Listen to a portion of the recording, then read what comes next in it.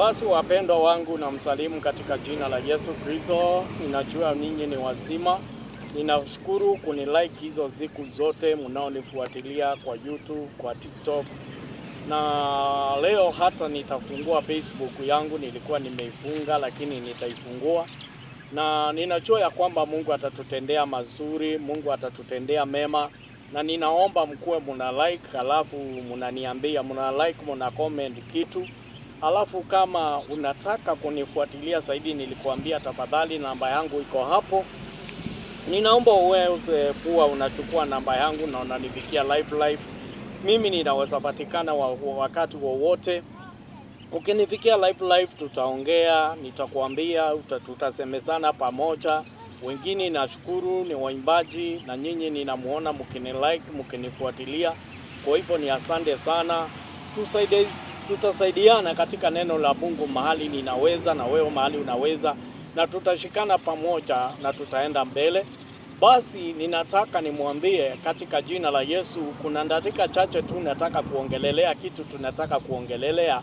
Wakati mmoja mtu wa Mungu Yeremia alinenewa na Mungu. Ukisoma katika kitabu ya Yeremia mwanzo mstari wa 10, wakati Yeremia alipokuwa anaenda mahali fulani, Yesu alimnenea na Mungu akamwambia ya kwamba akavunje madhabahu ama akavunje agano na ahadi za ile nchi aliyoenda, na wale watu wataenda kukutana na wao huko. Maandiko inasema ya kwamba na Mungu akamwambia akavunje zile madhabahu, akamwambia akavunje zile miungu, ndio akaweze kuwashikanisha na Mungu, na ndio akaweze kuwashikanisha na Mungu wa mbinguni aliye hai.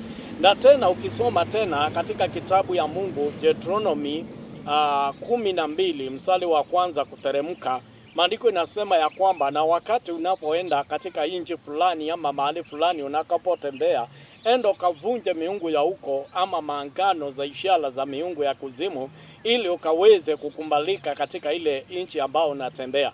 Wapendwa, hii kitu nashinda nikinena sana.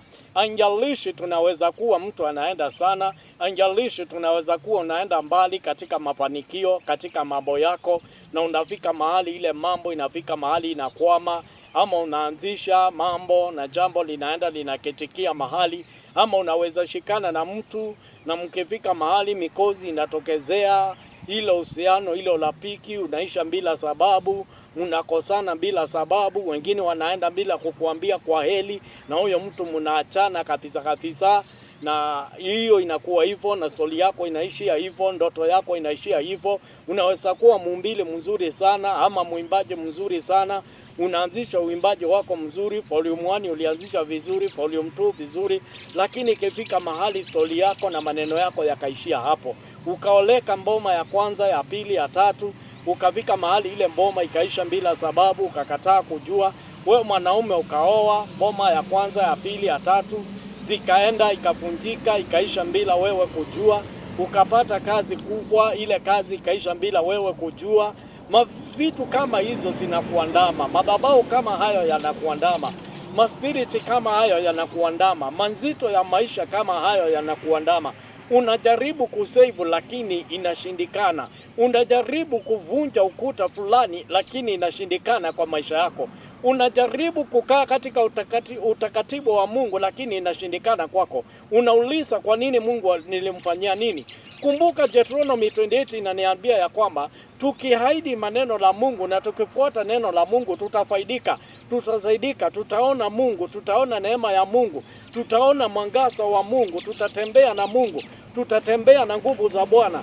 Kwa hivyo ndivyo ninakuambia ya kwamba tafadhali, kama unaweza kuona tunasaidiana, angalia namba yangu hapo kwa TikTok, ama ukimbia pale kwa YouTube, ulike Pastor Ben, utanipata hapo, na Mungu atakuinua, Mungu atakuonekania.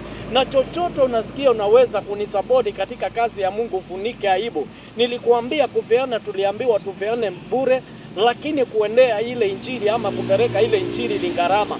Ukiona 200 yako nisaidike nayo, ukiona 300 yako nisaidike nayo, ukiona 400 yako nisaidike nayo, na unitumie shida ambayo uko nayo, ama uniambie pasa niko mahali fulani nataka kusaidika kwa hii jambo. Hakika nitakuombea na hakika utasaidika na hakika utaona Mungu. Wacha tuombe na Mungu atamuinua.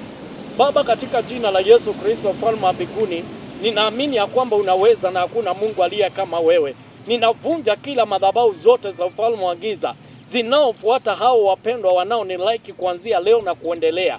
Ninaombea hao Bwana wanalifuatilia siku hata ile nyingine. Ninaomba pepa isiyo ya kawaida katika maisha yao. Tunajifunika na damu yako na uwepo wako. Ninakamata kila madhabahu zote na mapepo na majini za kambulini, majini zinaotoka makabulini, majini zinaosumbua watu kupitia kwa hanga, zinaokamata baraka zao, zinaozuia baraka zetu, hazitaweza kuwa na mamlaka wala uwezo. Wanaotembea na uteo, wanaoweka watu kwa chupa, hiyo maangano yote tumevunja, tumeyaondoa, tumeyakataa, tumeyavunja, tumekataa hizo maangano. Nguvu za giza zote, nuksi na kisilani na maangano zikatoweke na kuisha nguvu. Hakika yoyote atakao nifuata, atakao ni follow, atakayo ni like, atakayo angalia kile niliotuma kwa YouTube ama kwa internet ama kwa WhatsApp ama kwa TikTok, Mungu ninaomba ukamuinue na ukamuonekanie. Neema yako ikamuonekanie na ikamulinde. Hakika veva yako ikamfunike.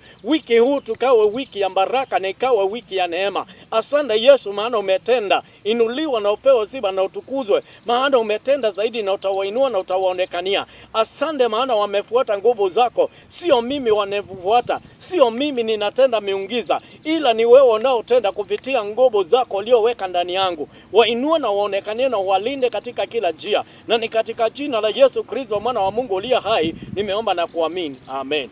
Nasema ni asante, mbarikiwe sana na Mungu amuonekanie na amulinde. Kwa hivyo najua ya kwamba mkilike, ninajua ya kwamba mtanipigia simu direct ama utakimbia hapo kwa WhatsApp niandikie na uniambie kile unataka. Ni asante, mbarikiwe sana na Mungu amuonekanie. Asante. Kagunga.